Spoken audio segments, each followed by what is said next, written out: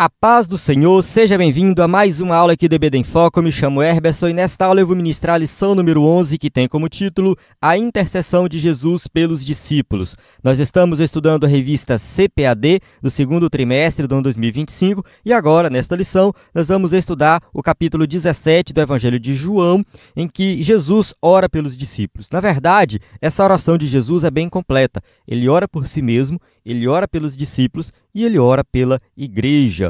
Ou seja, Jesus está intercedendo por nós. Desde o início da sua missão até hoje, ele continua intercedendo pela igreja. Então, cada um que crê em Jesus como único e suficiente Salvador é abençoado pela intercessão de Jesus. Ele está orando por nós, ele está nos ajudando, ele está nos dando força e tudo isso aqui tem a ver com a nossa caminhada cristã. Jesus está caminhando para a cruz aqui. E vale lembrar que Jesus está caminhando para a cruz aqui, a sua hora está chegando, a qualquer momento ele vai ser preso, vai ser crucificado, e nesses últimos momentos de vida de Jesus, ele lembra dos seus discípulos, da sua igreja, que também está em uma caminhada, que muitas vezes vai passar por dificuldade, vai passar por opressão, vai passar por perseguição, e Jesus está dando o exemplo, está mostrando que ele venceu o mundo e nós também podemos vencer. Então eu convido você a assistir essa aula até o final, nós vamos estudar em detalhes cada tópico e subtópico da lição, estudando aí o capítulo 17 do Evangelho de João, e durante a aula a gente vai ler os versículos, vai explicar aqui tudo de forma bem detalhada para que você possa aprender o tema. Se você é professor do EBD, você possa ministrar uma aula de excelência na EBD. Vale destacar que nós vamos usar o slide em PowerPoint, que você pode usar esse slide na sua igreja. O nosso slide é 100% baseado na revista, com imagens de qualidade, vem pronto para ser usado. Então você pode ministrar uma aula de excelência na EBD, usando um slide em PowerPoint. Quem é assinante do EBD em Foco, acessa o slide de adultos, de jovens, vários bônus, e quem não é assinante, acessa os subsídios, vídeo, áudio, PDF, muito conteúdo extra, Nós temos um aplicativo, que está funcionando, você pode acessar o slide e os outros conteúdos também dentro do aplicativo, e o nosso site ebdenfoco.com, que também você acessa todo o conteúdo lá, e também o nosso WhatsApp, que você pode tirar suas dúvidas, solicitar conteúdo, basta você entrar em contato conosco pelo WhatsApp. Na descrição do vídeo tem o link que você clica e é redirecionado para o WhatsApp. Nós temos grupos também em que enviamos o material no grupo, você pode pedir para participar. Vamos lá, texto áureo diz assim: E a vida eterna é esta, que conheçam a ti só, por único Deus verdadeiro, e a Jesus Cristo, a quem enviaste. João, capítulo 17, versículo 3. Então aqui Jesus está falando da vida eterna, e está falando de um conhecimento prático, um conhecimento que transforma, que conheçam o único Deus verdadeiro e Jesus, que é esse intercessor, Jesus, que é o nosso Salvador. Então esse conhecimento prático, um conhecimento que realmente transforma, é o que garante a vida eterna. Verdade prática, a oração que Jesus fez ao Pai em favor de si próprio, dos seus discípulos e da sua igreja ressoa ainda nos dias atuais. Então é isso que nós vamos estudar nesta lição. Convido você a continuar conosco aqui. Vamos para a leitura bíblica em classe, que se encontra em João, capítulo 17, do versículo 1 a 3, depois do 11 ao 17. Vale destacar que durante a lição, o escritor da revista explica outros versículos dentro aqui do capítulo 17 de João. Então é muito importante ler todo esse capítulo. Vamos avançar aqui, durante a aula a gente volta nesses versículos. Introdução. Na presente lição, iremos explorar João 17. Foi o que eu falei no início, é isso que a gente vai estudar nesta lição. Este capítulo descreve a oração mais significativa que o nosso Senhor fez em benefício de si mesmo, ou seja, a sua glorificação, bem como a dos seus discípulos e dos cristãos que viriam a crer no futuro próximo. Então Jesus está fazendo aqui uma oração bem completa, uma oração que realmente contempla não somente a sua própria vida, mas a vida de todos aqueles que seguem ele, os discípulos que estavam naquele momento e também nós que estamos aqui nos dias de hoje, estudando esta lição. A oração sacerdotal de Jesus é uma importante lição sobre a unidade do povo de Deus no seu reino e o propósito de promover o Evangelho de Jesus no mundo. Então, ao fazer essa oração, Jesus está falando da unidade do seu povo, que o seu povo deve deve se manter unido, que deve pregar o evangelho, promover o evangelho. Então é nesse contexto que Jesus está preparando os seus discípulos para levar esse evangelho e também orando pela igreja que futuramente vai levar o evangelho para todos os lugares do mundo. Tópico 1. A oração de Jesus e sua glorificação. 1.1. A oração de Jesus. Entre todas as orações do Senhor documentadas nos evangelhos, é indiscutível que foi João quem relatou possivelmente a mais elevada oração de Jesus, que está registrada em João 17, de 1 a 26. De fato, Mateus, Marcos, Lucas e João registram várias orações de Jesus. É difícil definir qual é a melhor, qual a mais importante. Eu acho que não faz sentido fazer esse tipo de pergunta. No entanto, esta oração aqui do capítulo 17, de acordo com o escritor da revista, é a mais elevada, justamente porque Jesus está caminhando para a cruz, está muito próximo da cruz, está fazendo aquele discurso de despedida e ele vai orar pelos discípulos, por si mesmo e também pela igreja. No início de João 17:1 está escrito: Jesus falou essas coisas. Essa frase remete ao discurso do Senhor sobre a vinda do Espírito como Consolador, conforme estudado anteriormente em João 16:13. Então, nós estudamos na lição anterior sobre essa passagem aqui de João 16, da promessa do Espírito. Então, eu vou até avançar aqui para a gente ganhar tempo nesse vídeo, A gente já falou bastante sobre isso. É mais a questão de contexto em que esta oração acontece. Certamente, o local onde o Senhor se encontrava era o mesmo em que partilhou a última ceia com seus discípulos. Aqui começa um ponto polêmico dessa passagem da oração em João 17, porque não são todos os teólogos que concordam com a ideia de que Jesus estava no mesmo local da ceia. Alguns teólogos gostam de associar esta oração de João 17 à oração do Getsêmani, que é registrado nos outros evangelhos. Então a gente vê que João não diz que Jesus estava no jardim ali do Getsêmani. João não diz isso. João simplesmente diz que Jesus fez aquela oração, naquele local ali, meio que logo em seguida. Então, assim, alguns teólogos fazem essa associação. Não, isso aqui João está escrevendo a oração do Getsêmani em um formato um pouco diferente, o que destoa muito dos outros evangelhos.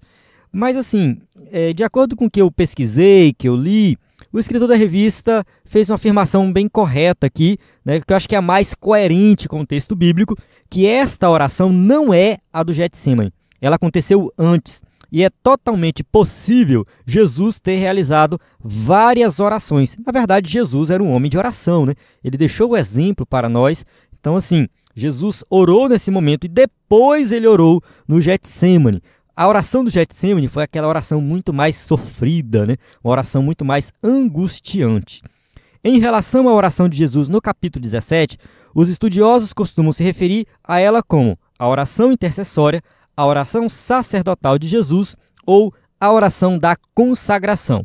Na verdade, esses títulos aqui são dados pelos estudiosos, pelos teólogos, que realmente é uma oração que Jesus faz uma intercessão, mas ao mesmo tempo é uma oração sacerdotal. Por quê? O sacerdote é aquele intercessor, aquele que é um mediador. E a oração da consagração, justamente porque Jesus está aqui também preparando os discípulos para fazer a obra. Nosso Senhor apresentou essa oração em pelo menos 3 partes. Então vamos ver quais são essas partes. Primeiro, ele orou por si mesmo. Então Jesus faz uma oração por si. Ele conversa diretamente com o Pai com muita intimidade. Intercedeu pelos seus discípulos, então ele realmente ora pelos discípulos de forma direta e também faz uma oração pela igreja futura. Então ele apresenta aqui a igreja que somos nós, Então Jesus orou por nós. Eu não sei se você já parou para refletir sobre isso. O próprio Mestre orou por mim, orou por você. Ou seja, Jesus intercedeu por você. E isso é maravilhoso. Jesus, ele está cuidando de nós, ele está nos protegendo. A sua salvação, ela é uma salvação garantida. Nós temos que ser felizes, alegres. Somos mais do que vencedores. Vamos para o tópico 1.2. A oração de Jesus pela sua glorificação. Na oração de Jesus, pedindo por sua glorificação, havia um significado espiritual mais profundo, que não se tratava de um ato egoísta. Então, de fato, Jesus não tinha nada de pecado na vida dele, ele não era egoísta e ele não fez uma oração egoísta, muito pelo contrário, né? A oração de Jesus é uma oração de humildade. Como já abordamos, ele estava plenamente ciente de seu ministério e, portanto, da finalidade de sua missão na terra. Então, Jesus tinha uma missão aqui nessa terra, ele ia cumprir essa missão, ele estava caminhando ali para o fim dessa missão aqui na terra, que era a sua morte na cruz do Calvário, e ele ora por glorificação. Assim, em sua conversa direta com o Pai, Jesus declara que é chegada a hora, referindo-se ao momento em que o Pai o glorificaria por meio de seu sacrifício redentor no Calvário.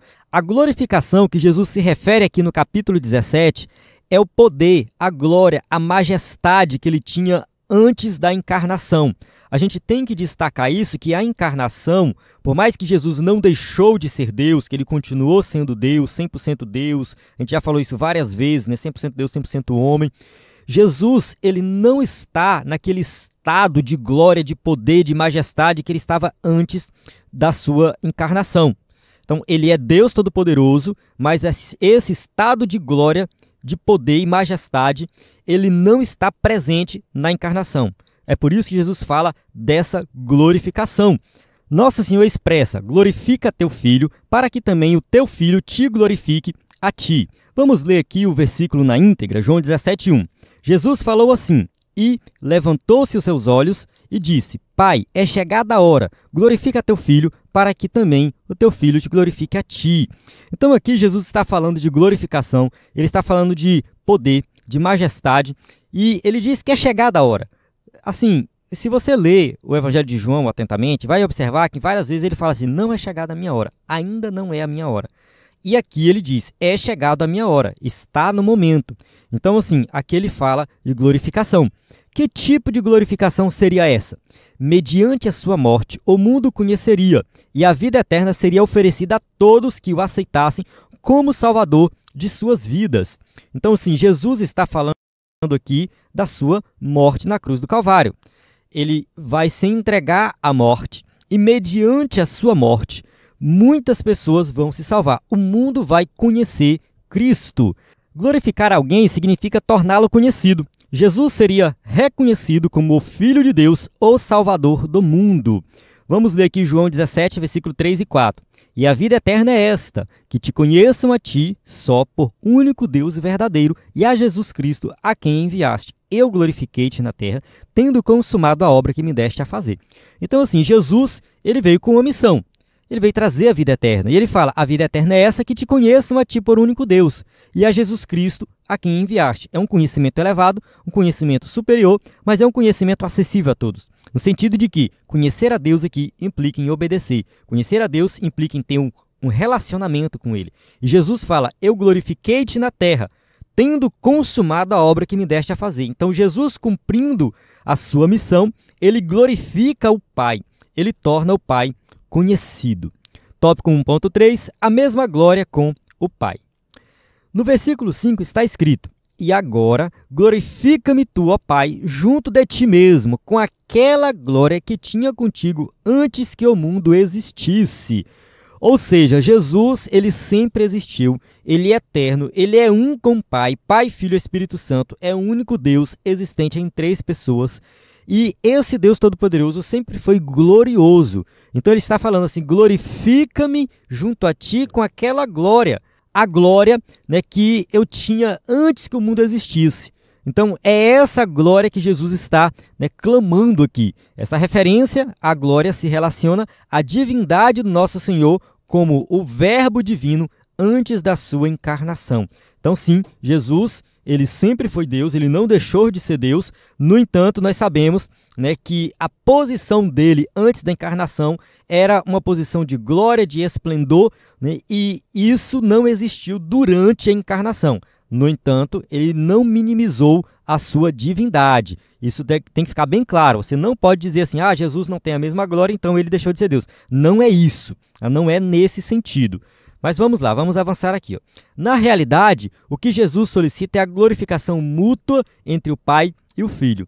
No caso, Pai, o Filho e o Espírito Santo vão permanecer nessa união perfeita e eterna. Somente nosso Senhor, o Filho de Deus, poderia fazer tal pedido por essa glorificação, uma honra que ele possuía antes que o mundo existisse. Assim, eu gosto muito dessas falas de Jesus, porque eu lembro do que o C.S. Lewis falou sobre isso. O C.S. Lewis ele diz o seguinte, que não tem como acreditar em Jesus como um grande mestre da moral, como, sei lá, um grande professor. Não tem como acreditar em Jesus como uma pessoa comum. Ou você acredita que ele é o Filho de Deus, ou você acredita que ele é um louco, um maluco. Para a pessoa falar isso aqui, ou seja, ou ele de fato é o Filho de Deus, ou ele não é normal. Um dos dois, tá? Não, a gente tem que, né, pontuar bem as coisas. Então, a pessoa que ora por glorificação, que pede a glória que tinha com o Pai antes que o mundo existisse, só pode ser o Filho de Deus. Essa declaração evidencia a divindade de Jesus ao revelá-lo como um com o Pai. João 17:21 diz assim, para que todos sejam um, como tu, ó Pai, o és em mim, e eu em ti, que também eles sejam um em nós, para que o mundo creia que tu me enviaste. Então Jesus diz que ele é um com o Pai, ou seja, não tem diferença, o Pai, Filho e Espírito Santo, é um Deus em 3 pessoas. Assim, com base nessa igualdade com o Pai, o pecador que confessa e se arrepende de seus pecados, recebe a vida eterna e conhece pela fé o único Deus verdadeiro e a Jesus Cristo a quem enviaste. Então a gente precisa realmente, né, reconhecer Jesus, né, como Salvador. E somente conhecendo Jesus como Salvador, de fato vamos conhecer Deus, o Deus Todo-Poderoso. Não tem como crer em Deus e não crer em Jesus. Se você diz que crê em Deus e não crê em Jesus, você é um ateu. Tá? Só tem como crer em Deus por meio de Jesus Cristo. Não faz o menor sentido, né, querer ter essa ligação direta com Deus sem passar por Cristo. Então, por isso que a gente fala assim, que o cristianismo é a religião verdadeira, porque ele apresenta o Deus verdadeiro, o Deus que salva. Muita gente diz que o Deus de todas as religiões é o mesmo Deus. Alá, que é o Deus do islamismo, é o mesmo Deus cristão. Não é. Não tem como desvincular o Deus cristão de Jesus Cristo. Entende? O Deus cristão é vinculado a Cristo. Se você não crê em Cristo e não fala de Cristo, você não crê no Deus cristão. É por isso que os muçulmanos adoram um outro Deus. Não é o Deus cristão. Entende? Esquece essa ideia de que Alá é o Deus cristão. Não é. Alá é um outro Deus adorado pelos muçulmanos, um Deus que não existe. Do nosso ponto de vista, não existe. É simplesmente uma criação deles. O Deus verdadeiro que existe é o Deus cristão, né, que é o Deus que se revela através de Jesus Cristo. Coloque isso na sua mente. Só é possível crer em Deus se crer em Jesus como Salvador. Tópico 2. A oração de Jesus pelos discípulos. 2.1. Intercessão pela proteção dos discípulos. Nos versículos 4 a 8, exceto o versículo 5, Jesus ora como se estivesse apresentando um relato ao Pai sobre tudo o que realizou durante o seu ministério na terra. Então, observe que Jesus ele está falando do seu ministério, ele está falando dele. Então, durante, né, essa primeira parte aqui, né, da passagem, do versículo 4 a 8, né, Jesus está falando do seu ministério.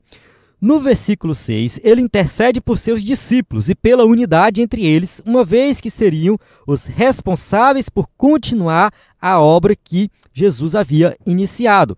Então, os discípulos seriam os responsáveis, os discípulos que iam continuar esta obra. Então, é por isso que ele ora pelos discípulos. Ele apresenta os discípulos, né? Ele está preparando os discípulos para continuar essa obra. Para o Pai, o nosso Senhor se refere aos discípulos como homens que do mundo me deste. Então aqui Jesus está falando assim, Pai, esses aqui que estão comigo, foi o Senhor que me deu. Né? É isso que está escrito aqui. Ó. O Redentor revela que seus discípulos pertenciam ao Pai e que este os entregou a ele. João 17, verso 6, parte B. Eram teus e tu os deste e guardaram a tua palavra. Então os discípulos, né, eles foram dados a Cristo pelo Pai. Né? Então, assim, realmente foi Deus que escolheu e colocou eles nesse ministério. Aqui eu quero abrir um parênteses e falar algo que eu comentei na lição anterior. Na lição anterior, o escritor da revista afirma que lá em João, capítulo 20, versículo, acho que 21 a 22, Jesus sopra o Espírito sobre os discípulos, né? E o escritor da revista disse que lá era a conversão dos discípulos. Foi naquele momento que o Espírito Santo foi dado como conversão. E eu discordei do escritor da revista. E teve gente que não gostou, né? Teve alguns comentários aí, o pessoal começou a falar que, né, que eu sou muito arrogante, que não tenho humildade, que eu discordo do escritor da revista e tal, né, que ia parar de seguir, né, que ia parar de acompanhar o canal por causa disso. Só que assim, irmãos, a gente tem que entender que a CPAD não é infalível. O pastor Helenay Cabral é um homem comum, como qualquer um de nós, e é passível de erro, tá? Ele pode cometer erros e tudo mais. Isso é a primeira coisa que a gente tem que considerar. Ao ler uma revista da CPAD, jamais pense que ali tem algo inspirado e inerrante. A revista da CPAD não é inerrante, tem muitos erros ali. A gente tem que entender isso. Segundo ponto, é uma passagem polêmica, que tem interpretações divergentes e vários teólogos diferentes. Então, discordar do escritor da revista em uma passagem polêmica, eu acho algo muito natural e saudável de fazer. Não estou querendo confrontar ninguém, não é isso. Esse não é o objetivo. E também, por mais que eu sou um menino comparado com o pastor Helenay Cabral, eu estou aqui há 9 anos, ministrando aula toda semana, estudando, sou formado em teologia, tenho especialização em interpretação bíblica, estou envolvido nisso aqui. Então, assim, por mais que a minha experiência é pequena, muito pequena, comparado com a maioria dos escritores da CPAD, né, eu ainda tenho uma certa experiência com a EBD, dou aula na EBD desde os 15 anos de idade, vocês têm mais de 20 anos de EBD. Então, assim, Deus tem abençoado, tem honrado, a gente tem várias atividades também paralelas, enfim. Né? Então, assim, né, ao discordar do escritor da revista, eu não estou fazendo algo absurdo, pelo menos eu acho que não. Né? Isso é comum, é natural de todos os professores da EBD que realmente se dedicam e se deparam com passagens polêmicas. Né? O que eu discordei foi justamente o que ele afirmou, que os discípulos só se converteram naquele momento. Só naquele momento que eles se tornaram nova criatura. Eu tenho vários argumentos para falar contrário a isso, né? E um deles é justamente isso aqui. Nessa oração, Jesus já parte do princípio que os discípulos são salvos. Entende? Eles são salvos já, eles não receberam a salvação naquele momento. Eles não se tornaram uma nova criatura naquele momento. O soprar do Espírito sobre a vida deles, a infusão do Espírito, é uma capacitação que acontece antes do dia de Pentecostes, de uma forma menos intensa, que é aquele momento que Jesus sopra o Espírito, e de uma forma mais intensa em Atos capítulo 2, que é o dia de Pentecostes. No entanto, eles já eram salvos, né? E aqui Jesus está falando sobre isso. E teve uma irmã que comentou sobre Judas. Ah, você falou que os discípulos eram salvos e Judas era salvo ou não era salvo? Irmãos, quando eu estou falando que os discípulos eram salvos, eu estou falando que a salvação em Cristo já operava antes da morte dele. A salvação em Cristo, né, não aconteceu somente depois da morte dele, ela já operava. Na verdade, a salvação em Cristo já operava no Antigo Testamento. Todos os crentes do Antigo Testamento foram salvos baseado na fé do Messias que um dia viria. A salvação sempre esteve atrelada a Cristo. Todo o sistema de sacrifício, tudo que aconteceu no Antigo Testamento apontava para Cristo. Então não faz sentido eu dizer, né, que os discípulos não eram salvos antes daquela passagem de João, acho que é 20, 21, 22, se me falha a memória. Então, assim, a salvação já operava. Judas foi alguém que não entendeu essa salvação. Judas foi alguém que não se converteu. Estava no meio dos discípulos, mas não se converteu. Quando Jesus fala assim, eram teus, aqui ó, nessa passagem de João 17, verso 6, eram teus e tu os deste e guardaram a tua palavra, ele não vai ficar fazendo exceção de Judas o tempo todo. Ó, Senhor, esses aqui eram teus, tu me deste e eles guardaram a palavra, com exceção de Judas. Não, com exceção de Judas. Não, ele vai falar de maneira geral. Tá? É claro que Judas já é corrompido, já tem um coração corrompido. No entanto, né, Jesus engloba todo mundo, ele não faz distinção quando ele fala sobre isso. Vamos lá, avançando aqui. Ao longo de quase 4 anos, Jesus investiu nesses homens, que se mostraram fiéis, prontos para prosseguir com a missão de evangelização. Então é isso, né? Jesus, ele estava o tempo todo preparando os discípulos para continuar essa missão e chegar até os dias de hoje, né? No sentido de que a mensagem continuou sendo proclamada, né? E até hoje as pessoas estão sendo salvas, né? Pelo sangue de Cristo, pelo Evangelho de Jesus Cristo. Tópico 2.2, os discípulos receberam a palavra.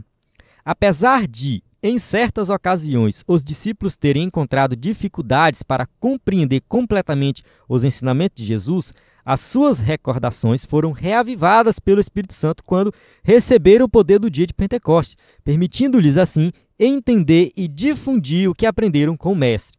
Aqui é o seguinte, os discípulos, durante a caminhada, teve vários momentos que eles não compreenderam o que Jesus fez, não compreenderam o milagre, não compreenderam uma parábola, eles tiveram falta de fé, vários momentos. Isso foi natural, normal, e é natural na vida de qualquer crente, ter dúvidas, de vez em quando tem dúvida, tem falta de fé, isso é natural na caminhada cristã. No entanto, os discípulos, quando foram cheios do Espírito Santo, eles lembraram de tudo que Jesus ensinou. Eles foram cheios do Espírito Santo e capacitados com o Espírito Santo para colocar em prática aquilo que Jesus ensinou. E é isso que o Espírito Santo faz na nossa vida.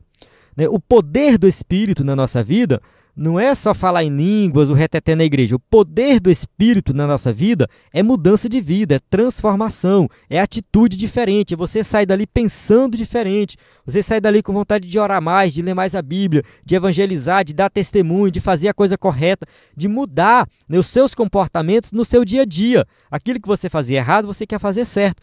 É isso que é o poder do Espírito Santo na nossa vida e foi isso que aconteceu com os discípulos. No versículo 6, Jesus referiu-se ao Pai, afirmando que os seus discípulos mantiveram a mensagem recebida e guardaram a tua palavra. Então ele está dizendo assim, os discípulos ouviram e guardaram essa palavra. Ao vivermos conforme a palavra de Deus, aceitando e obedecendo aos ensinamentos de Cristo, podemos testemunhar o Evangelho com credibilidade. Então, de fato, colocar o Evangelho em prática é dar testemunho, é fazer com que o nome de Jesus seja conhecido, é ter uma vida transformada e brilhar nesse mundo de escuridão. 2.3. Protegidos do mundo. O versículo 14 afirma, deles a tua palavra, e o mundo os odiou, porque não são do mundo, assim como eu não sou do mundo.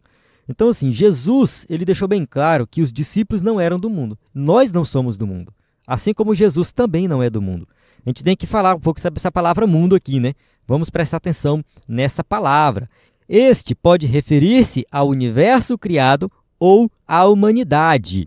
Vamos ver aqui duas passagens que falam sobre isso. Em João 17,5, Jesus diz assim, com aquela glória que tinha contigo antes que o mundo existisse. Mundo aqui significa universo criado, ou seja, antes que tudo existisse. Já em João 3,16, ele fala assim, porque Deus amou o mundo de tal maneira. Qual foi o mundo que Deus amou aqui? As pessoas, a humanidade de maneira geral. Então, a mesma palavra pode ter significados diferentes dentro da Bíblia. No entanto, aqui Jesus se refere ao sistema espiritual governado por Satanás, ou seja, é um outro significado para mundo. É o sistema que Satanás governa. João 17,14. Deles a tua palavra e o mundo os odiou, porque não são do mundo, assim como eu não sou do mundo. Então, o mundo que Jesus está falando aqui é o sistema maligno governado por Satanás. É esse mundo. Nós não somos desse mundo, nós não pertencemos a esse sistema. O apóstolo Paulo descreve esse mundo como um governo espiritual maligno. Efésios capítulo 2, versículo 2. Em que, noutro tempo, andaste segundo o curso deste mundo, segundo o príncipe das potestades do ar, do espírito que agora opera nos filhos da desobediência. Então, aqui em Efésios capítulo 2, versículo 2, Paulo descreve o que é esse mundo. Tá? O mundo é justamente o governo maligno de Satanás sobre tudo que é pecaminoso, tudo que é errado. Por conseguinte, o nosso Senhor deseja que o Pai guarde os seus discípulos desse sistema mundano, que é incompatível com o Evangelho, sob a influência do príncipe deste mundo. Ou seja, o príncipe deste mundo é o próprio diabo, ele governa esse sistema maligno. Isso tudo é incompatível com o Evangelho. Nós não vivemos nesse sistema. João 12:31, agora é o juízo deste mundo, agora será expulso o príncipe deste mundo. Então ele governa esse sistema maligno e nós não pertencemos a esse sistema, nós já estamos no reino de Deus. Tópico 3, a oração de Jesus pelos que viriam a crer. 3.1, a oração pela unidade da igreja. Nesta terceira parte de sua súplica, Jesus pediu pela unidade da igreja. E, de fato, Jesus ora pela igreja. Ele fala da igreja que estava sendo estabelecida ali. Mais do que uma unidade de natureza eclesiástica ou orgânica, Jesus intercedeu pela harmonia espiritual do seu povo. Então, Jesus está orando pela união, pela harmonia, pela convivência completa, plena, perfeita do seu povo. Nosso Senhor ansiava por uma união genuína, tal como a que existe entre ele e o Pai. Então, assim como a Trindade é unida e perfeita, Jesus quer que a igreja também seja assim. Essa foi a súplica do nosso Senhor, para que todos sejam um, assim como tu, ó Pai, estás em mim e eu em ti. É claro que quando a gente fala da união dos crentes, a gente não está querendo dizer que todos os crentes têm que pertencer à mesma denominação, todo mundo ter o mesmo estilo de fé, todo mundo crê do mesmo jeito, e aquela coisa bonita, que não existe igreja diferente, toda igreja é igual. Não é isso, né? Não é isso. Porque assim, nós somos muito criticados pelas divisões, né, que tem. Primeiro começa as grandes divisões, né, a católica e evangélico. Aí dentro dos evangélicos tem, né, presbiteriano, batista, assembleiano, adventista e tal, aquela coisa toda. E aí o pessoal acha que deveria ter uma denominação só e tudo mais. Eu discordo disso. Do meu ponto de vista, né, as denominações, elas são manifestações de estilos diferentes de adorar, de servir. Cada uma tem um papel diferente na sociedade. Então a Assembleia de Deus, ela sempre teve um papel muito, né, importante na divulgação do evangelho para lugares distantes. Todo lugar longe que a gente vai aí, na zona rural, a gente vê uma igrejinha Assembleia de Deus. Se deixasse na mão da batista, da presbiteriana, o evangelho não tinha disseminado dessa forma. Então a maneira assembleiana de pregar o evangelho, de levar o evangelho às pessoas, é diferente, né? Não é aquela maneira tão formal e organizada das igrejas mais tradicionais, né? Às vezes até, enfim, muito desorganizado, mas funciona, Deus tem abençoado. E assim vai. Então eu acho que a gente não precisa ficar preocupado com essas divisões de denominação. Até mesmo porque muitas divisões surgem a partir de coisas simples, coisas, né, totalmente irrelevantes e acaba dividindo. Mas isso não chega a ser algo prejudicial no reino de Deus. Pelo menos eu penso assim. Não faz sentido, né, eu querer que seja tudo unido, bonitinho. Isso não acontece em lugar nenhum. Pensa, e não acontece em lugar nenhum. A própria igreja adventista é dividida em vários grupos diferentes. As assembleias são divididas também. Entende? Se você vai para as ideologias políticas, você vê também que elas são divididas. Não existe, por exemplo, né, uma só direita, existem várias direitas. Não existe só uma esquerda, existem várias esquerdas. Não existe um marxismo, existem vários marxismos. Então existem várias maneiras diferentes de pensar uma ideologia, uma ideia. Então esqueça essa ideia de que união do povo de Deus significa, né, a mesma denominação para todo mundo. A união aqui é algo muito mais profundo. Vamos aqui para o propósito da unidade no tópico 3.2. O propósito da unidade espiritual da igreja, conforme a intercessão do nosso Senhor, é que o mundo creia que tu me enviaste. Esse é o propósito da união. Ou seja, a união do povo de Deus é em torno de Cristo. A igreja, ela se une em torno da pessoa de Cristo, do evangelho, do básico do evangelho. Crer em Jesus como Salvador. É isso. Se vai ter língua, se não vai ter língua, se o batismo com o Espírito Santo é a mesma coisa que conversão, ou se é uma bênção que vem depois. Isso aí são questões que têm a ver com crescimento espiritual, são questões que, não vou dizer que são irrelevantes, tá? Não são irrelevantes, são questões importantes, são questões relevantes, mas são secundárias quando se fala do principal, que é fazer Cristo conhecido. É isso. O principal é levar o evangelho. O principal é falar Jesus salva. Isso aqui é a união da igreja. A igreja está unida quando ela se une em torno do evangelho, na pregação do evangelho, no verdadeiro evangelho que é a salvação pela fé em Cristo Jesus. Assim a igreja revela essa unidade espiritual com Cristo por pelo menos 4 motivos. Vamos ver esses motivos aqui. Primeiro, união essencial dos salvos como membros do corpo de Cristo. Ou seja, todos os crentes são membros do corpo de Cristo. Porque assim como o corpo é um e tem muitos membros, e todos os membros deste um corpo, sendo muitos, são um só corpo, assim é Cristo também. Ou seja, todos os membros, né, pertencem a um único corpo, que é o corpo de Cristo. Então, isso é igreja. Então, a igreja é formada por todos os crentes, todos os salvos, de todas as épocas, de todos os lugares, e formam o corpo de Cristo. Segundo, a união essencial dos salvos, promovida pelo conhecimento crescente sobre Jesus Cristo. 2 Pedro 3,18, antes crescei na graça e conhecimento de nosso Senhor e Salvador Jesus Cristo, a Ele seja a glória, assim agora como no dia da eternidade. Amém. Ou seja, todos os crentes devem estar unidos em conhecer mais de Jesus, em crescer nessa graça e nesse conhecimento do Senhor Jesus. É conhecer mais de Cristo. O que une a igreja é a igreja estar adorando a Cristo, servindo a Cristo, querendo aprender mais de Cristo. E isso que nos une. Terceiro, a união essencial dos salvos no desenvolvimento do fruto do Espírito. Aqui nós não estamos falando de dons espirituais. Dons espirituais entram numa parte um pouco mais polêmica e tal, tem divergência. Fruto do Espírito é comum para todos os crentes, né? Mas o fruto do Espírito é amor, gozo, paz, longanimidade, benignidade, bondade, fé, mansidão, temperança. Contra essas coisas não há lei. Então Gálatas 5, 22 e 23 deixa isso bem claro. Nós temos que produzir o fruto do Espírito. Ponto final. Não importa qual denominação onde você pertence, fruto do Espírito é dever de todo crente, produzir esse fruto, né? E o quarto, união essencial dos salvos, manifestada na glória como filhos de Deus e detentores da vida eterna. João 17, 22, eu dei-lhes a glória que a mim me deste, para que sejam um como nós somos um. Ou seja, somos salvos em Cristo e isso nos une. Independente da denominação, todos nós temos a vida eterna. Todos nós que cremos em Cristo como Salvador, temos a vida eterna. Isso é uma união. Tópico 3.3, oração por encorajamento à unidade. Em João capítulo 17, versículos 21 e 22, o nosso Senhor roga para que os discípulos sejam incentivados a manter a unidade com Ele. E de fato, né, Jesus quer que todos nós sejamos unidos com Ele. A crença em Cristo como o único e suficiente Salvador é a principal razão da unidade cristã, de modo que os discípulos sejam encorajados a promover esse testemunho no mundo. Então, assim, se todos nós temos o mesmo pensamento que a salvação é por meio de Cristo, isso vai nos unir a ponto de todos nós levarmos esse evangelho a todas as pessoas do mundo. Assim, sim, essa unidade de fé, o testemunho perde completamente a sua credibilidade. Ou seja, se eu sou um cristão, eu amo a Cristo, eu quero levar o evangelho às pessoas, eu tenho que apresentar esse evangelho. Jesus salva. Se outros dizem que é cristão e chega e apresenta um evangelho diferente, está errado. Ali não tem unidade.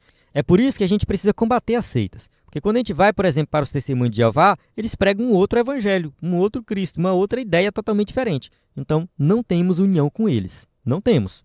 Não vou dizer, são os nossos inimigos. Não é isso. Estou falando de união cristã. Eles não fazem parte do nosso grupo.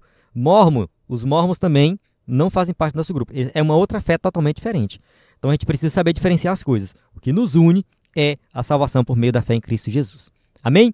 Chegamos na conclusão da nossa aula que diz assim: é extraordinário perceber que a oração sacerdotal de Jesus Cristo continua a ressoar nos dias atuais. Fazemos parte do corpo de Cristo e esse privilégio deve manter-nos cientes da nossa função no reino de Deus. Por isso, temos a responsabilidade de nos apresentar entusiasmados para testemunhar com coragem o Evangelho, revelando a obra que o Senhor Jesus realizou no Calvário. Então é isso, né? A conclusão aqui que vai direto ao ponto, mostra que a oração sacerdotal, ela é atual, ela fala conosco, né? É uma oração que Jesus fez por si mesmo, pelos discípulos e pela igreja.